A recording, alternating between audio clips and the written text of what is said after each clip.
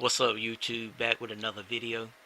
This time I have for you today in history, Royal Rumble 1996. Going into this pay-per-view, I seen a few YouTube clips and thought to myself, why haven't I seen this Rumble? The Royal Rumble, of course, is happening this coming Sunday, and it's my favorite event of the year. Royal Rumble 1996 starts off with a pre-show called Free For All with our hosts Todd Pettengill and Doc Hendricks. We get interviews from a debut Vader and a return Jake the Snake before a rundown of the card. The free-for-all match is for the number 1 and the number 30 Rumble spots with Vince McMahon and Mr. Perfect on commentary. Duke the Dumpster Droese versus Hunter Hearst Helmsley. We get a short interview from each man on his way to the ring, and Helmsley's accent is horrible. Helmsley winds up getting the win, but Gorilla Monsoon reverses the decision and DQs him based on him using a weapon. This made Helmsley number 1 and Droese number 30. Shawn Michaels comes out in his interview being asked about his number, and he doesn't really say what number is, but he does mention that he's always number 1. We then go to the back with Helmsley being interviewed by Doc, and he's complaining about the decision that was made.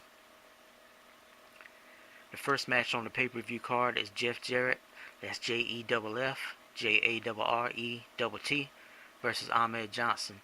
They show a little package of what happened at the In Your House pay-per-view before the event, and then the match starts.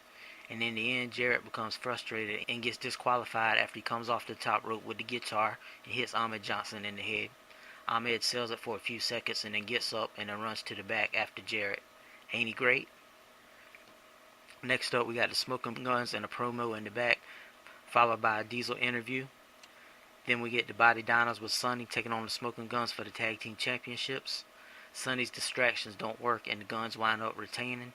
This match was okay, but it seemed to drag out a little bit. Then we get the best part of the show so far in the night, featuring Billionaire Ted in a segment with all the greats, Hulkster, Nacho Man, and Vince, and I don't remember, probably even the great Scheme Gene. Next up, we got a video package of Goldust versus Razor Ramon, followed by an interview by Razor. The next match is for the Intercontinental Championship. Goldust comes out with a debut in Marlena.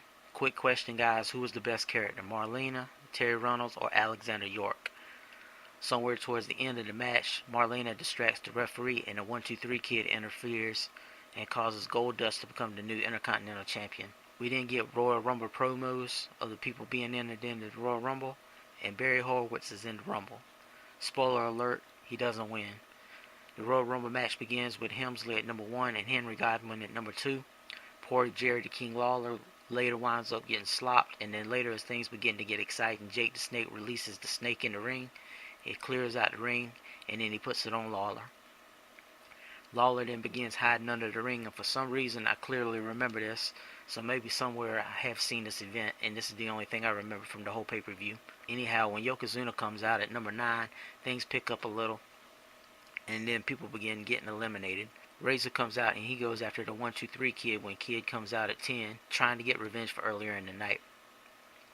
Vader comes out and begins to dominate the match. They seem to be making Vader's debut a big deal. They build up a Vader and Yokozuna face-off, with them teaming up together, with both of them being part of Camp Cornette.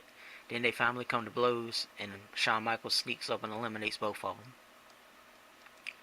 Vader attacks Yokozuna and then goes back in the ring to dominate.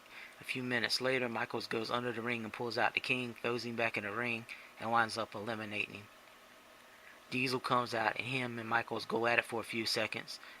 The ringmaster does a Shawn Michaels pose, which was a nice little comedy spot I noticed, and the crowd pops when Marty Jannetty comes out and him and Shawn Michaels go at it.